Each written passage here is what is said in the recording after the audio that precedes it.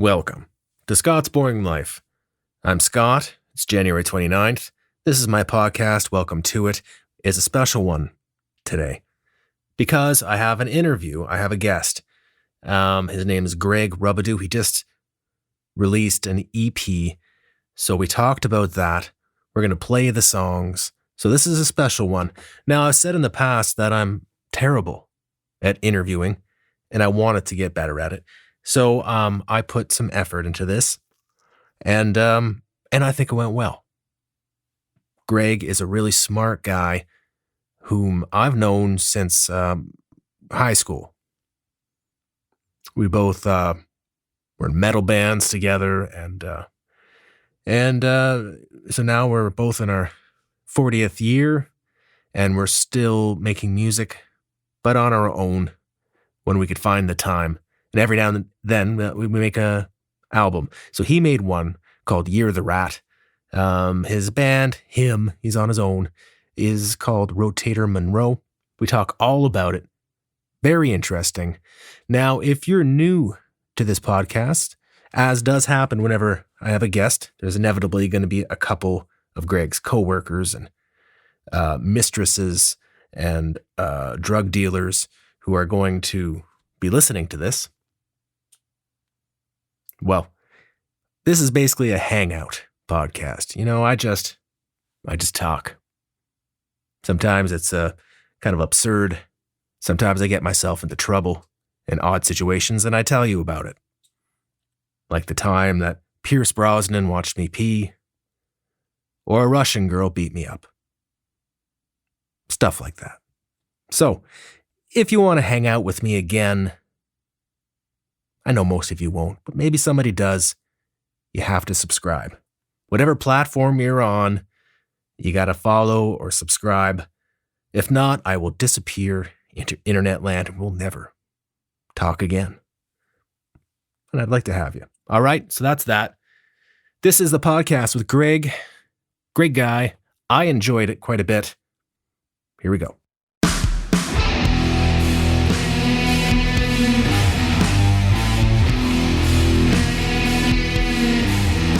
Okay, so thank you for coming, and we're here to celebrate and honor your new EP that you just finished, a 3-song EP called Year of the Rat, and you did it by yourself. It's a solo venture, so it's a hell of an accomplishment, and it's damn good. I've been listening to it a lot, and you should be really proud of yourself about this one. So what we're going to do is talk about this EP, the 3 songs, what it was like recording them, what it's like now that it's done.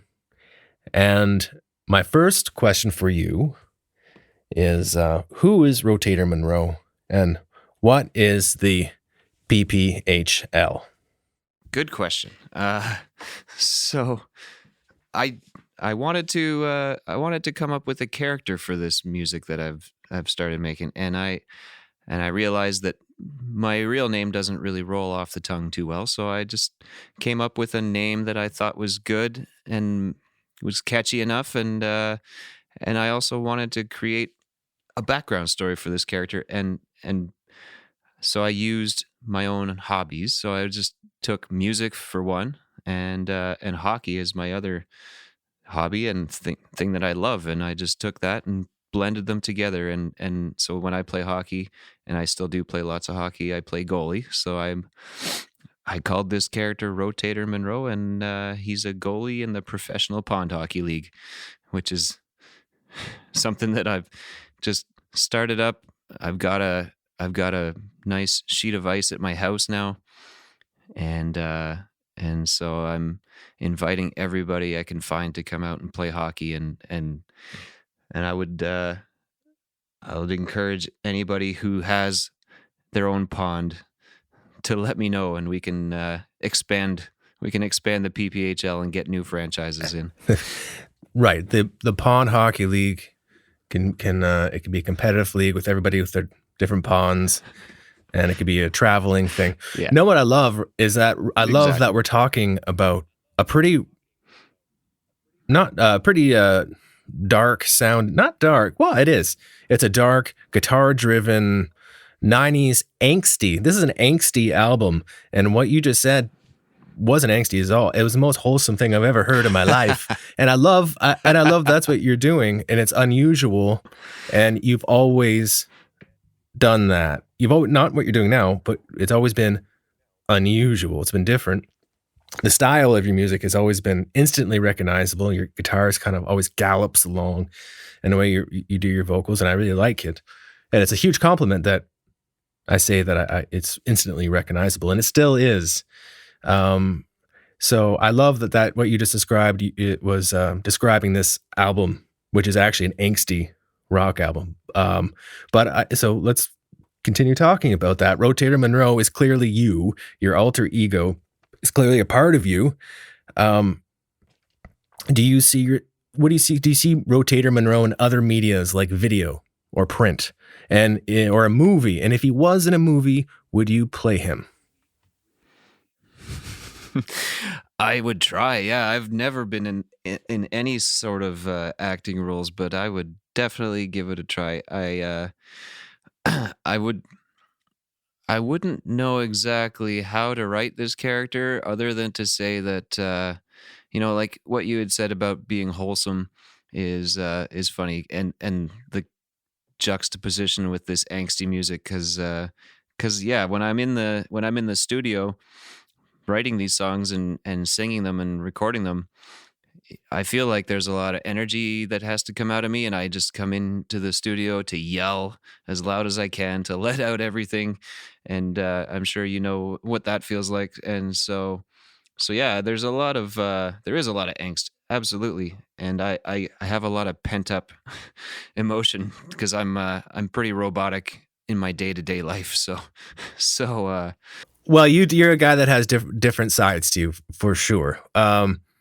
Yeah, and your lyrics have always, like, to me, I always remember you talking. You have songs. You have a lot of songs, and they always are lyric heavy. Like even these 3 songs, which we'll talk about. We'll talk about each of them. They're not. Some rock songs have, it's like a short poem that just is very repetitive. This is quite a bit of lyrics, and they're very thought out. So we'll go through that. But in the past, like in your first album, which was only last year, called I Exist, which I think was 6 songs, yep, those seem a little, I think maybe personal. But then going back to quite a few years ago, your lyrics would be about science and the inner workings of, like, they seemed to be about science, but I had a feeling you're actually talking about something else. My point being that they were very, very clever and not your typical rock lyrics. But anyway, right now we're talking about Rotator Munro. Now, playing live, how far would you go with this character? Would you like dress up as a hockey guy playing, you know what I mean? Yeah. Like, how far are you willing to take this? Yeah, I've actually considered that, and and I haven't had a chance to test any of this yet because ever since I've been releasing Rotator music, we've been in the pandemic. So yeah, there hasn't been a chance to push this to the limit, but I did actually picture, and I think it was probably substance abuse induced, but I've pictured putting on, like some blocker and trapper on stage and having somebody fire ball hockey balls at me and stuff like that. And yep, why not? Sounds like fun. Why not? Why not have somebody from the crowd come up and have some hockey sticks up there, and that would be cool, I think. Yeah, you give a bunch of those orange balls to the crowd. Tell them to throw them. At their will. Yeah. I'll put a helmet on just in case. But yeah, because the drunk dickheads are gonna be. They're not going to be lobbing them at you. No, someone's going to take a slap shot at my head. Well, sorry, I don't know if you heard that. Okay, well, let's talk about the live performance a little bit. Sorry about that. I had a little thing in my headphones there. I don't know if you heard it. Let's talk about live a little bit more. How would that work now? Because you've recorded this album completely by yourself, all the instruments.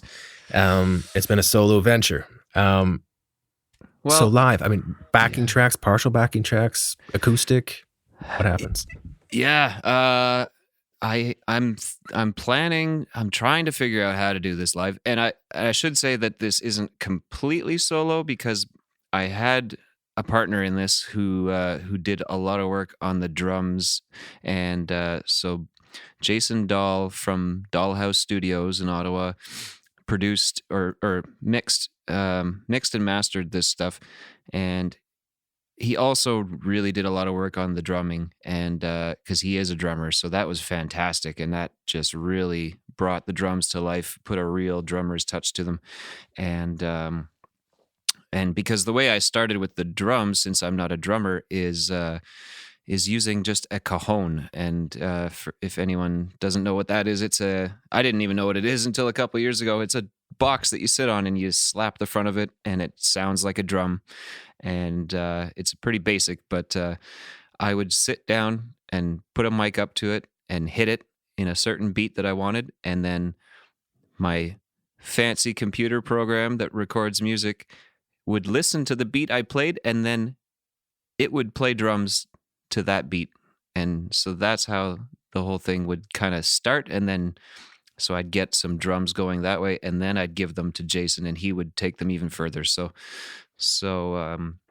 yeah, playing it live though, I don't know entirely what I'm going to do yet. I've pictured just even having my guitar on stage, and maybe not even having backing tracks, maybe just playing acoustic guitar sets, maybe finding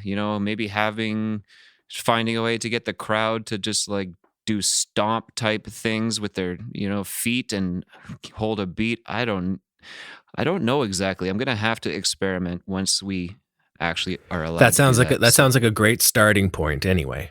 Yeah. Yeah. You got to start, just get out there with your guitar and have at it. It's a great place to start, because this is a good time to mention this, that it's acoustic guitar. Almost reminds me. Well, it doesn't remind me of that Jack Black thing. What's his band's name again? The White Stripes. The Rack Jack Black. Oh, Jack Black. Not Jack White. Yeah, Jack Black. What's his band called again? It's killing me. Him and his buddy. Anyway, they play acoustic, and they play like heavy, like pretty rock stuff, but it's acoustic. Yes. Yeah. But I mean, anyway. And it's true, yeah. It is this heavier stuff, but it's acoustic guitar. So it'd be awesome live, rather than strumming a campfire. Yeah, because people would be expecting strumming a campfire song, using My Religion or something, but you end up playing like I don't know what it's inspired by, but it's like a lot of Slayer metal. Yeah, it's 90s something. Yeah. I've always, I mean, you and I share a lot of the same musical taste. So yeah, there was my whole adolescence was punk and heavy metal. So yeah, I think that definitely comes out in even though it's an acoustic guitar. So. It does, for sure, in a good way. Yeah. Well, let's talk about the songs. There's 3 of them: Rat Race, Cut 'Em Down, and Record 19 or Record 19. Which is it? Record or record? It's Recording 19. Oh, Recording 19. Okay. Yeah. So we'll start with that. That was a play on words with the. So I was sitting in my basement one night around April, May 2020. So obviously, like everyone else, kind of had the pandemic on my mind and was just playing a little riff on my guitar, and when I recorded it, because I just thought it sounded good, this riff I had come up with, and so I took out my phone and I pushed record to just try to remember it.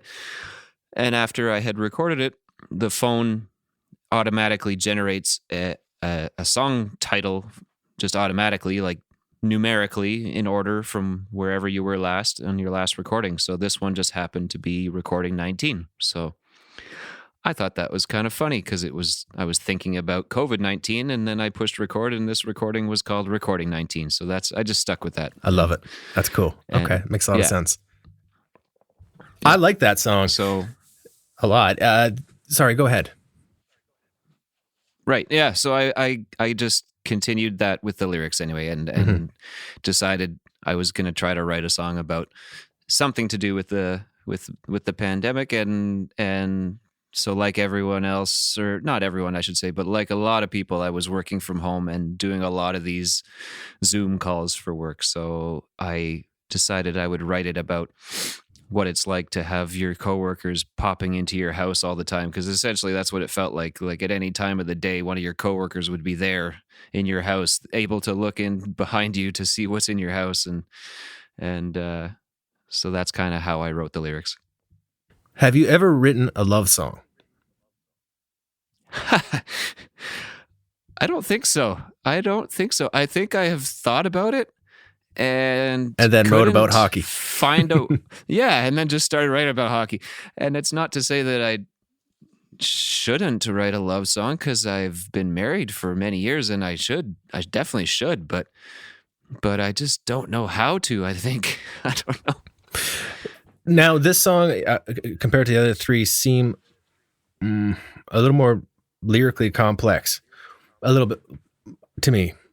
And one part kind of just sounded cool.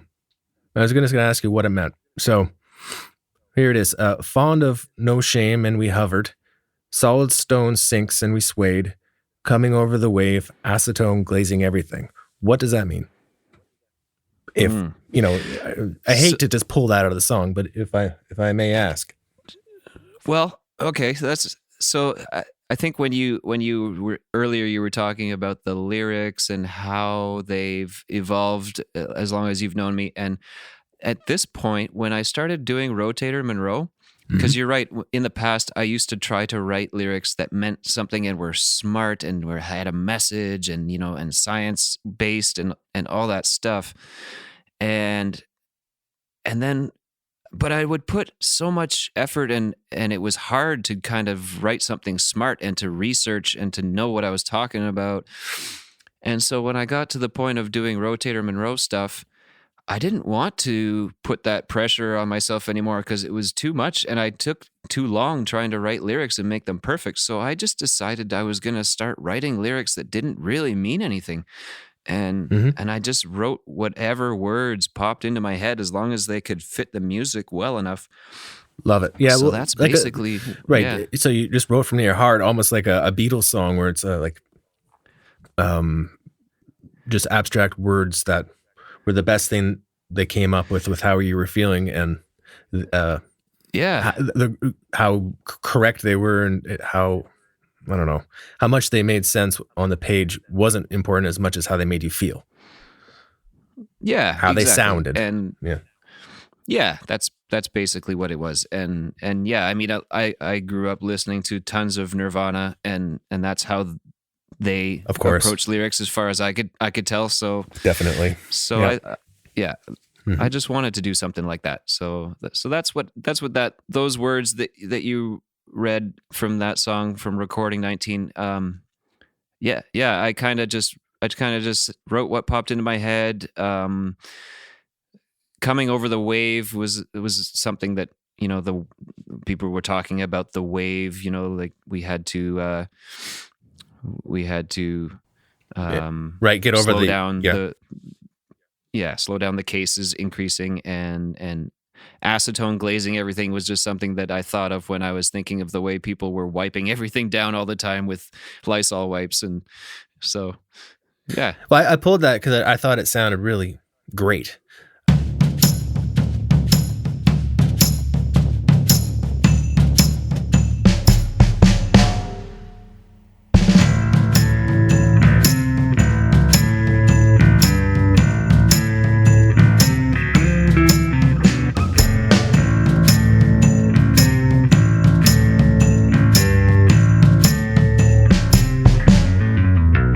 And an open ending, and if there's a no rescinding, they don't show completed fine, frozen idle miles, and all I know till I dial you ain't at home, just saying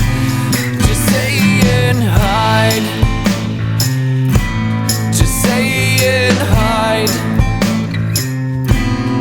High risk in the back, you're on low. The moment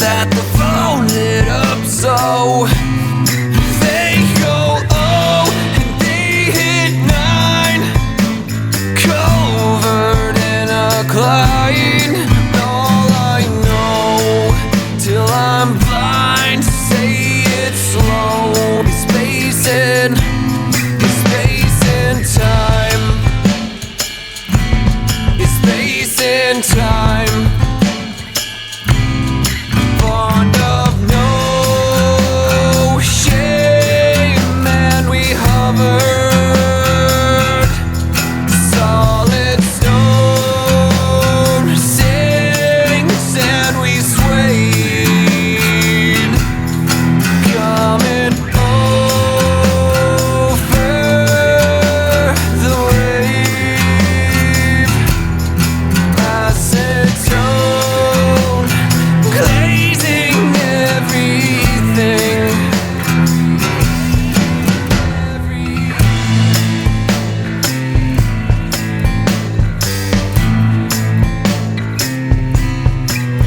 You can't attach to me, no. Seeps between fine and silk, though. They don't show you played it fine.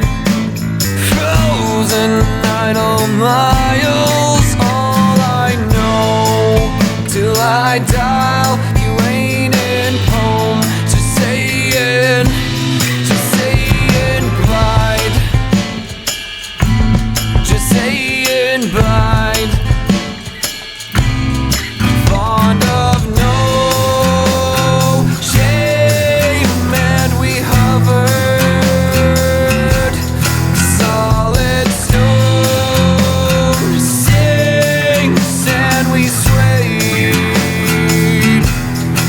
Coming over the wave. Acetone glazing everything.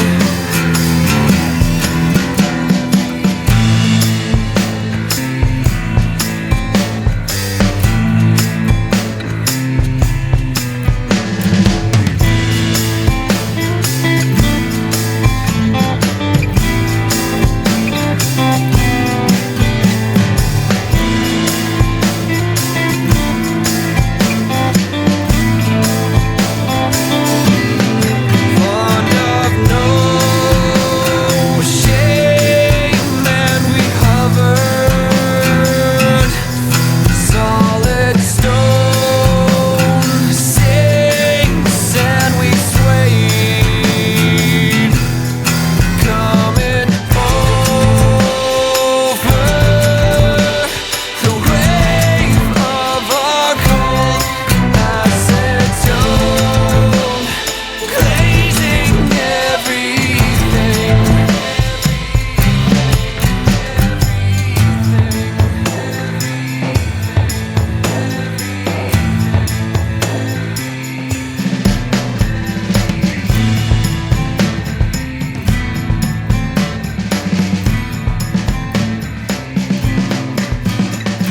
Had this one on my mind for a cover for a long time, and it just is. I guess it's just my favorite Bob Marley song that I've heard, and so when it actually came time to record some more music for Rotator, I decided I wanted to tackle this song, and it is the first time that I've done a cover, and the timing just seemed good because, again, the theme of 2020, the year of the rat in the Chinese calendar, so it was just the right time for it from that point of view. The lyrics too, when you go through these lyrics that were written for it, and it was written by Rita Marley. It was written by Bob's wife, and the lyrics are really relevant to what was going on in the world in 2020. So, like the political violence filling your city and all these things that are in the lyrics is just so dead on to what was happening in North America, at least in the US in particular, and so I thought it was just perfect for that song at that time, and so I just came into the studio one night really set on doing it, and another interesting part of this was that when I got into the studio, so this is my home studio that I built out of a a chicken coop. Basically, it was a nice, very nice chicken coop, though, mind you, very well set up with insulation and electrical wiring and everything. So these chickens had it good when we bought this place, and so I fixed it up. I cleaned all the chicken shit out and really fixed it up. Took a lot of work, but anyway, the point of that is that we live in the sticks, and so this shed that's outside of my house has some animals surrounding it at all times. So when I got into the shed, I had this old guitar case, this soft guitar case that was lying on the floor, and so I just picked it up to move it, and a whole bunch of baby mice fell out of it after I picked it up. So a mouse had made her nest in there, just gave birth. These things were so small. These mice were just brand new, so they just scattered everywhere. And so I thought that was really ironic too, because I walked in there ready to record Rat Race, and then the first thing I saw was a bunch of mice. Oh, what a rat race! Oh, what a rat race! Oh, what a rat race! This is the rat race! Rat race! Rat race! Some are lawful, some are bastard, some are jacket. Oh, what a rat race! Rat race! Some are mobbed on, some are hooligan, some are demagogue. In this rat race, rat race. When the cat's away, the mice will play. Political violence filled the city. Yeah, don't involve Rasta in your city. Rasta don't work for no CIA. Rat race, rat race, rat race, rat race. When you think there's peace and safety, a sudden destruction, collective security for surety. Yeah, don't forget your history, know your destiny. In the abundance of water, the fool is thirsty. Rat race, rat race, rat race, rat race. Oh, it's a disgrace to see the human race in a rat race. Rat race. You got the horse race, you got the dog race, you got the human race, but this is a rat race. Rat race. You got the horse race, you got the dog race, you got the human race, but this is a rat race. Rat race. All right, let's motor along, man. Let's talk about Cut 'em Down, the song Cut 'em Down, what seems to be literally about hockey. Earlier you were saying you like to be clever and maybe have double meanings, hidden messages. I don't know, maybe there is, but to me, I read the lyrics, it seems very much a song about hockey. Am I right?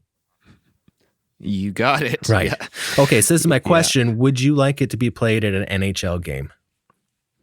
I guess the answer is yes. Yeah. I guess the answer is yes. Yeah, of course. Hopefully an Oilers game. That'd be my preference. But yeah. Do you plan on taking steps to try to make that happen? I'm sure you can mail it somewhere. You should do that because, I mean, why not? I could see it, man. Good point. Yeah. Good point. You should. Yeah. I mean, there's a band in Ottawa. I think they're in Ottawa. It's pretty sure they're a local band. I've heard them on the radio at least, and they did do that. They wrote a song that became a big hockey song at hockey rinks and stuff, and I mean, they need it. and yeah, They I need mean, material, and this is an awesome song about hockey. More badass, I think, than your typical, Canadian hockey song. It's awesome. I love it. And it's so lyric heavy. Like, it's like, how many verses? I'm looking at it right now. Do you have the lyrics in front of you right now? no, I don't. Okay, I was going to put you on the spot and ask you to read through them quickly before we played it, because I mean, it's a song about hockey. But like, this is like five verses of like clever lyrics that does it repeat ever? It's really, well, I guess it does a little bit, but it's very clever. There's one part that's yeah. I mean, Yeah, thanks. I mean, I wrote it just to describe my experience as the goalie. Yeah, I could tell. Which is what that's what I do. And so that's, yeah. So, yeah, I mean, it's kind of the competitive nature too. And the hockey I play is decent hockey too. So, it's good, fast hockey. So we have I have a great hockey league that I am very happy to be part of. It's just a small town league with 4 teams, but they're all really good hockey players on all the teams. And so every game is really fun, and everyone's great. Everyone knows each other and gets to know each other and gets along great. And, but we still have that really competitive edge too, and everybody really wants to win. So it's, so it makes for some really great hockey. And so that song is just, it's just about me trying to win. Essentially just showing it's a showdown between me and the other team. Well, it's good. So it's a good message. It's a positive thing, and why not sing about something that's good and positive? Muddy Waters once said that the only thing there is to sing about is love and loss. And well, we're talking to Gregg right now, who is proving him wrong. This song's about hockey. It's only about hockey. And if you got a problem with that, well, you can take a walk. This song is called Cut 'Em Down.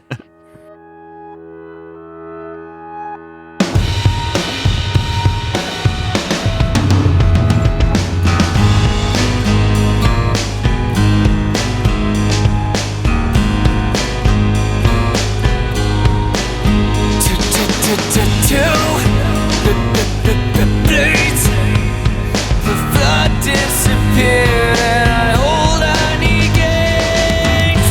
Just wake me when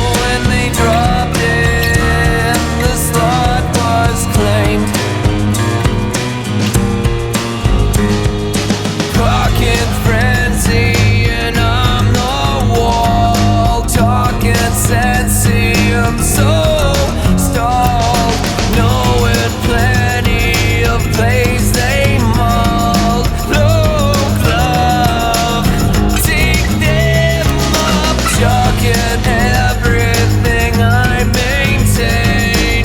No defending, we rotate. I'm attending another break, floating on that blue paint. No way, no way. Chucking everything I maintain, though defending, we rotate. Attempting the weakness, the greatest make. No way. So let's talk about your first album quickly. I mean, this is about celebrating and honoring the EP that's out right now on Apple Music. And I've been listening to it like crazy, but I'm actually somebody who just listens to music and I don't like study the titles and stuff. So can you tell people what it's called, where to find it? Please. What's the album called? Where do you find it? So the record is called Year of the Rat. It's 3-song EP, and it is available on all the streaming platforms and Bandcamp. Those are the places you can get it. Year of the Rat. Bandcamp Okay. is for downloading if you want to download and have it for your own, and otherwise stream away. And Year of the Rat. Yeah. and the band, the band is called Oh, yeah, Rotator Munro. Rotator Munro. So this is your second album. The first one, the 6-song EP released in 2020, which was great, called I Exist. What was the experience? How was the experience making this EP different from making that one, which wasn't that long ago? It wasn't. No, there was not much of a gap in between. I did take the time, though, after that first EP, I did take the time to try to improve the studio setup and get a better sound. Right. So that was the difference. Yeah. The difference was after I sat and listened to that first EP, I started to, see things that I wanted to improve. So that was it. So that's really what my goal for this next one for Year of the Rat was to get that improvement in a couple different areas, but so hopefully there's a difference when you listen to them. Well, there is. I hear it. Like I say, I really like your first album, and I think everybody should listen to it. And this one, I guess there's I detect a little more drama in the recording and in the vocal performance and in the production, with maybe a touch of reverb and things like that creates drama. And which is funny because, it's about hockey, and that's very, very dramatic and angsty. Yeah. And, if people are listening to us right now and didn't hear the music, it actually doesn't completely line up. And I love that. But a question about this album and the making of it. What are some regrets that you have? Is there something that you would change, that you wish you could change? And what are you most proud of about this EP? About the current one, the newest one? Yeah. Yeah. So things I would change about it. Man, I just put it out. I don't know. I thought it was perfect. What are you talking about?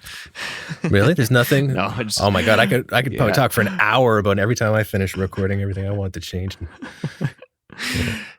Yeah, I guess, well, so the way I'm doing this, a lot of bands go into a studio where they have to pay a lot of money to be there and they're on the clock and everything. So, of course, there's lots of things they would go back and change because they hustled through it. But the way I'm doing it is really, I take all the time I need and I try to really work it all out before I release it, because I do that.